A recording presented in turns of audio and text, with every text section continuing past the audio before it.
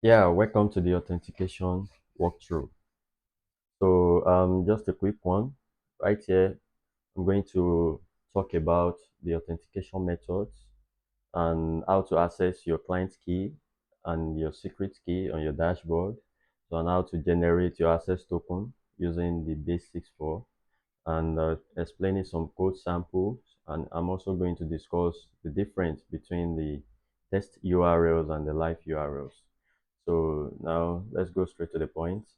So primarily, as you can see here, we have two types of authentication. We have the OAuth 2.0. I'm very sure we are more familiar with this. So and we have the Interswitch Auth. So please take note that this Interswitch Auth are for legacy applications. Yes, legacy systems. So if you are just starting out with Interswitch, so I would recommend making use of the OAuth 2.0. You understand? So now, don't forget the secret keys are to be kept secret. This can be reset at any time on your dashboard if you believe it has been compromised. Yes, I'm going to show you how to do that. So before we proceed, so let me show you how to access your client's ID and your secret key. So if you are using a developer account, so don't forget you log in to the developer account, developer.interswitchgroup.com. So you can see under the project, so you can have access to it. This is a test project. Yes, you can see. So you can have access to your test keys.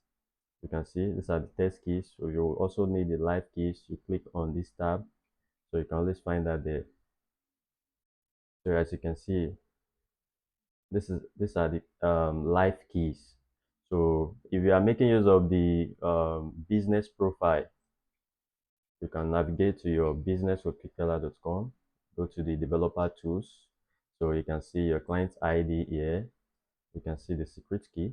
So don't forget that I'm in test mode here. So these are my test keys. So if you want to go live, so just click on the live and you'll be able to see your live keys right here. So now we are going to run a quick demo using Postman, which I believe we are all familiar with Postman. So now before that, let me just try to explain some of the code samples here. Sorry, just a minute.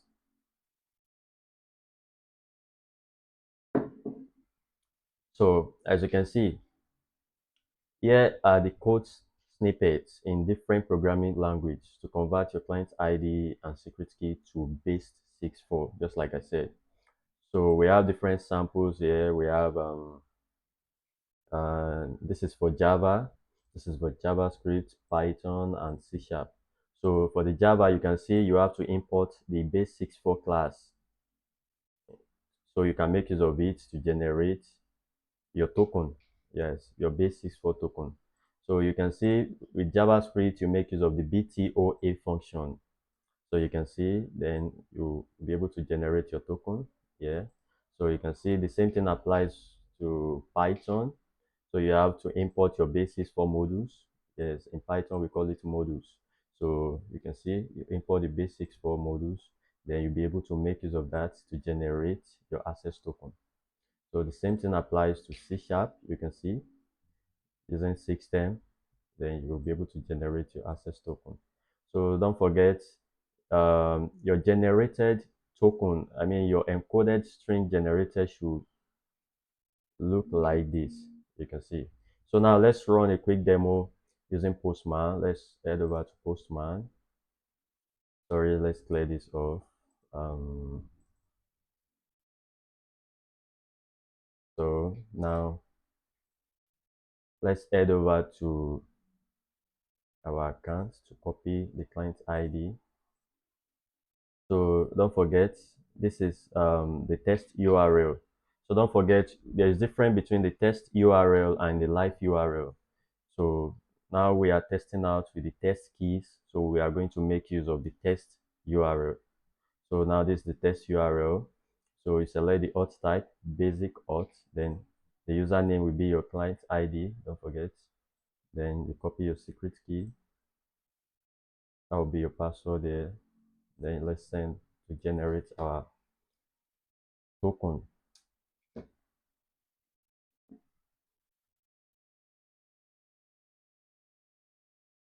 Oh, sorry. You can see we are making use of the live keys here. That's why we are getting the error, unauthorized error. So can you see that? So that is why when you are making use of um, the live keys, you also need to update the URL to be the live URL. So now what we are going to do now is to update the keys with our test keys. So now let's head over to the test keys. You paste here and the secrets. Paste here.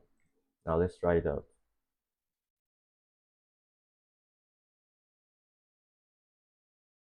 Voila, that makes sense. So now you can see this is the access tokens.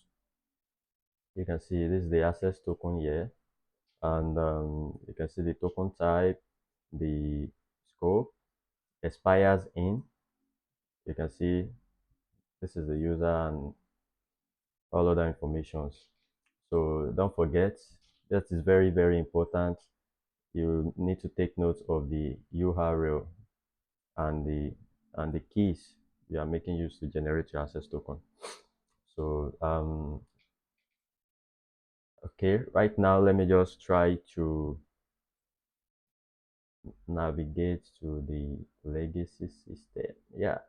So as you can see right here, this is for users that are making use of the legacy system. Though, just like I said, don't forget, if you are just starting out with Interswitch, you make use of the OAuth. So don't forget to to use this endpoint for the to use the endpoint for the Interswitch auth, which is for the legacy system. You also need to uh, take note of some things. Yeah, you need to take note of the timestamp, the nonce, the authorization, signature method, content type. They are very, very important. So, and don't forget, you also make use of the base 64 to get your authorization. All right. Thank you.